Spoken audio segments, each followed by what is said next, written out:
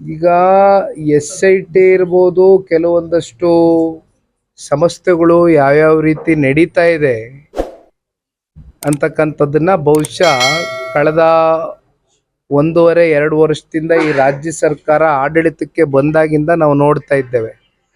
ಬಹುಶಃ ಹಿಂದೆಂದೂ ಕೂಡ ನಾವು ಈ ರೀತಿ ಕೆಲವೊಂದಷ್ಟು ಸಂಸ್ಥೆಗಳನ್ನ ಅವರ ಹತೋಟಿಗೆ ತಗೊಂಡು ಅವ್ರಿಗೆ ಬೇಕಾದಂಥ ಅವ್ರ ಮೇಲೆ ಒತ್ತಡಗಳನ್ನ ಏರಿ ಕೆಲವೊಂದಷ್ಟು ಏನು ಪಾಪ ಆ ಸಂಸ್ಥೆಯ ಮುಖ್ಯಸ್ಥರಿಗೂ ಕೂಡ ಪಾಪ ಇವತ್ತು ಮಾತನಾಡಕ್ಕಾಗದೇ ಇರತಕ್ಕಂಥ ಒಂದು ವಾತಾವರಣ ಇವತ್ತು ಸೃಷ್ಟಿ ಮಾಡಿದ್ದಾರೆ ಈ ರಾಜ್ಯ ಸರ್ಕಾರ. ಬಹುಶಃ ಇದು ಇನ್ನೂ ಕೂಡ ಇತ್ಯರ್ಥ ಆಗಬೇಕಾಗ್ತದೆ.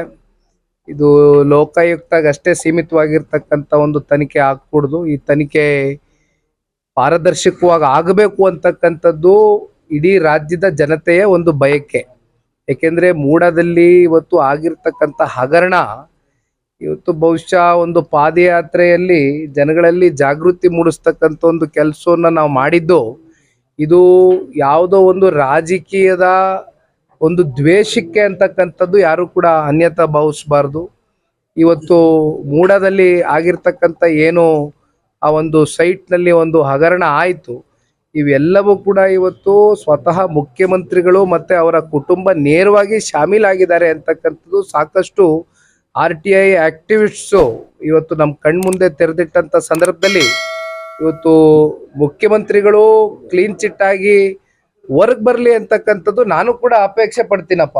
ಆದರೆ ಇದು ಪಾರದರ್ಶಕವಾಗಿ ತನಿಖೆ ಆಗ್ತಕ್ಕಂಥದ್ದು ಸೂಕ್ತ.